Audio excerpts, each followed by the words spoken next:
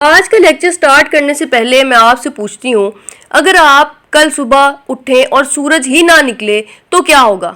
शायद आप कहें कि अंधेरा हो जाएगा, लेकिन क्या सिर्फ इतना ही होगा? नहीं, कुछ ही दिनों में अर्थ का टेम्परेचर इतना कम हो जाएगा कि ज़िंदगी का वजूद मुश्किल हो जाएगा। प्लांट्स फोटोसिंथेसिस नहीं कर पाएंगे, फूड चेन टूट जाएगी और सबसे हैरान करने वाली बात, अर्थ अपना रास्ता भी खो देगी। जी हाँ, क्योंकि सूरज सिर्फ हमें रोशनी ही नहीं देता बल्कि पूरे सोलर सिस्टम को अपनी ग्रेविटी से बांध कर रखता है। सोचिए, अगर सूरज एक ऑर्केस्ट्रा का कंडक्टर है तो प्लैनेट्स उस ऑर्केस्ट्रा के म्यूजिशियंस हैं। जब तक कंडक्टर मौजूद है, हर म्यूजिशियन अपनी जगह पर है, लेकिन अगर कंडक्टर ही गायब हो जाए तो पूरा सिस्टम बिखर जाएगा। और इसीलिए आज हम सिर्फ सोलर सिस्टम नहीं पढ़ेंगे बल्कि उस घर को समझेंगे जहां हम सब रहते हैं। तो चलिए अपना स्पेस सूट पहनिए और चलते हैं यूनिवर्स के एक छोटे से कोने में जिसे हम कहते हैं दी सोलर सिस्टम। सोलर सिस्टम क्या है? सबसे पहले ये समझते हैं कि सोलर सिस्टम होता क्या है। नाम पर गौर कीजिए, सोलर किससे बना है? सन से, यानी सोलर सिस्टम का मतलब है सूरज का निज़ाम। सिंपल डेफिनेशन याद रखिए, सोलर सिस्टम सन और उन तमाम कैलेस्टियल बॉडीज़ का सिस्टम है जो सन की ग्रेविटी की वजह से उसके गिर्द चक्कर लगाती हैं। ये कैलेस्टियल बॉडीज़ कौन कौन सी हैं?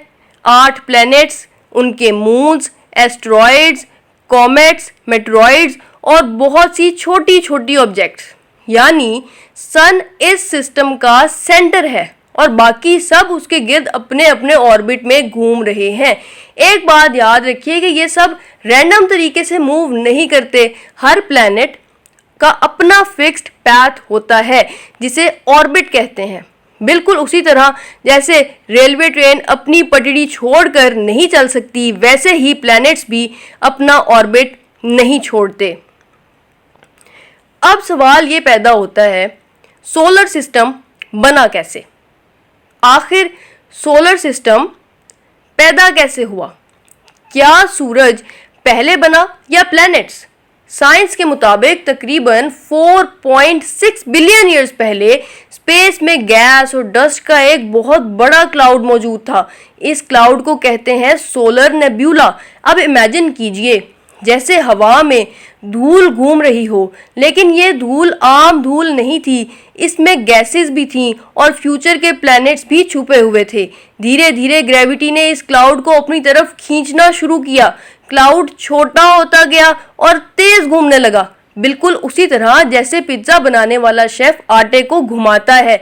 सेंटर में प्रेशर और टेम्परेचर इतना ज़्यादा हुआ कि न्यूक्लियर फ्यूजन शुरू हो गई और एक नया स्टार पैदा हुआ जिसे आज हम दी सन के नाम से जानते हैं। और जो मटेरियल बच गया उससे धीरे धीरे प्लैनेट्स बन गए, यानी अर्थ, मार्स, जुपिटर सब एक ही फैमिली के मेंबर्स हैं। सबकी पैदाइश एक ही क्लाउड से हुई। कितनी इंटरेस्टिंग बात है ना। सूरज यानी हमारे सोलर सिस्टम का दिल, सोलर सिस्टम का किंग द सन। मैं आपसे एक सवाल पूछती हूँ, क्या सन एक प्लैनेट है? बिल्कुल नहीं।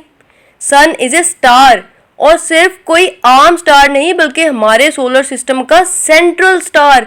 अब सवाल, स्टार और प्लैनेट में फ़र्क क्या है? प्लैनेट सिर्फ सनलाइट रिफ्लेक्ट करता है, लेकिन स्टार खुद अपनी लाइट प्रोड्यूस करता है और सन भी अपनी रोशनी खुद बनाता है। कैसे? इसको कहते हैं न्यूक्लियर फ्यूजन। न्यूक्लियर फ्यूजन यानी सन का पावर हाउस। इमेजिन करें, सूरज के अंदर हर सेकेंड करोड़ों नहीं, अरबों नहीं बल्कि खरबों हाइड्रोजन एटम्स आपस में मिल रहे हैं। ये मिलकर हीलियम बनाते हैं और इस प्रोसेस में बहुत ज़्यादा एनर्जी रिलीज होती है। इसी एनर्जी की वजह से हमें हीट मिलती है, लाइट मिलती है और ज़िंदगी मिलती है। अगर न्यूक्लियर फ्यूजन रुक जाए तो सूरज भी ठंडा हो जाएगा और अर्थ पर लाइफ का वजूद खतरे में पड़ सकता है। इसीलिए जब भी सूरज देखें तो याद रखें कि उसके अंदर हर सेकेंड न्यूक्लियर फ्यूजन चल रही होती है। सूरज कितना बड़ा है? अब ज़रा साइज़ का अंदाज़ा लगाइए। अर्थ हमें बहुत बड़ी लगती है, लेकिन सूरज के अंदर तकरीबन 13 लाख अर्थ समा सकती हैं। जी हाँ, 1.3 मिलियन अर्थ।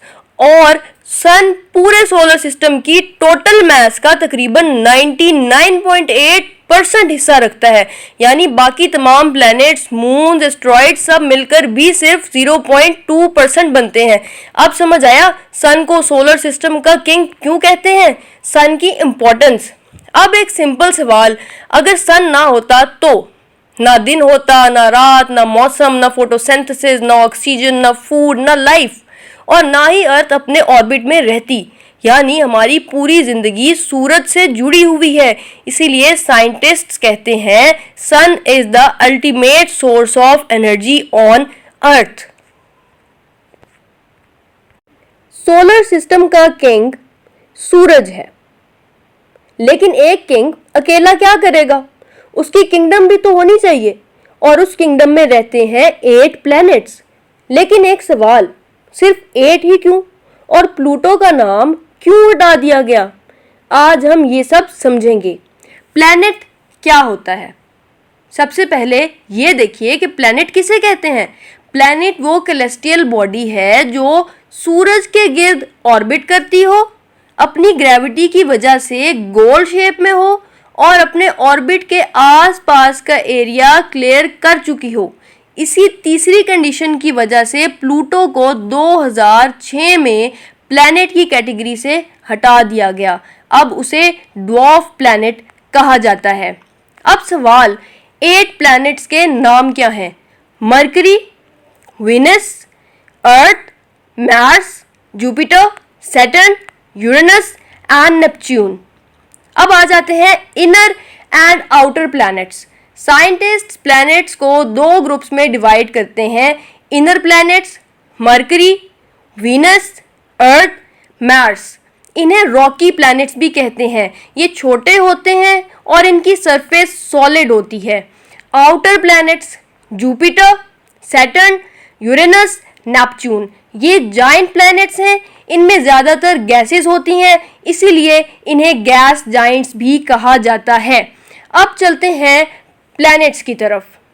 मरकरी सबसे पहला प्लैनेट और सन के सबसे करीब, इसलिए बहुत से लोग समझते हैं कि मरकरी सबसे गर्म प्लैनेट होगा, लेकिन ये गलत है। दिन में मरकरी का टेम्परेचर बहुत ज़्यादा होता है, लेकिन एटमॉस्फेयर ना होने की वजह से रात को बहुत ठंडा हो जाता है।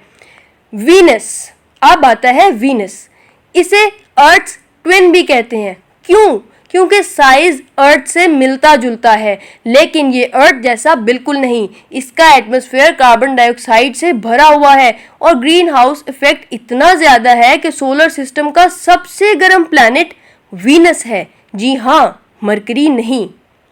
वीनस को मॉर्निंग स्टार और इवनिंग स्टार कहा जाता है। अब देखते हैं अर्थ। अपने घर की बात करते हैं। यूनिवर्स में अब तक सिर्फ अर्थ ही ऐसा प्लैनेट मिला है जहां लाइफ कंफर्म है। लेकिन सवाल, अगर अर्थ पर लाइफ है तो मार्स पर क्यों नहीं, वीनस पर क्यों नहीं? जवाब, अर्थ के पास वो तमाम कंडीशंस हैं जो लाइफ के लिए ज़रूरी हैं। Liquid water, oxygen, suitable temperature, protective atmosphere और मैग्नेटिक फील्ड।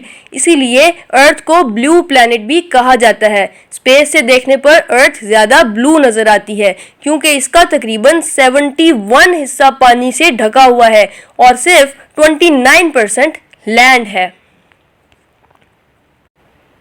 अब चलते हैं मार्स की तरफ। मार्स रेड प्लैनेट कहलाता है क्योंकि इसकी सरफेस पर आयरन ऑक्साइड यानी जंग बहुत ज़्यादा है। इसी वजह से ये लाल नज़र आता है। साइंटिस्ट्स को उम्मीद है कि फ्यूचर में इंसान मार्स पर कॉलोनी बना सकता है, लेकिन फ़िलहाल लाइफ का कोई कंफर्म्ड एविडेंस नहीं मिला। नेक्स्ट देखते हैं जुपिटर, सोलर सिस्टम का बादशाह। जुपिटर ये सोलर सिस्टम का सबसे बड़ा प्लैनेट है। इतना बड़ा कि इसके अंदर 1300 से भी ज़्यादा अर्थ समा सकती हैं। और इसका एक फेमस फीचर ये है ग्रेट रेड स्पॉट। ये असल में एक जाइंट स्टॉर्म है जो 300 साल से भी ज़्यादा अरसे से चल रहा है। अब बात करते हैं सबसे खूबसूरत प्लैनेट की, सैटर्न। अगर किसी बच्चे से पूछा जाए प्लैनेट का स्केच बनाओ तो वो अक्सर सैटर्न बनाता है। क्यों? क्योंकि इसके गिर्द ब्यूटीफुल रिंग्स हैं। ये रिंग्स पत्थरों और बर्फ के छोटे छोटे टुकड़ों से मिलकर बनी हैं। अब आते हैं यूरेनस। ये बहुत यूनिक प्लैनेट है।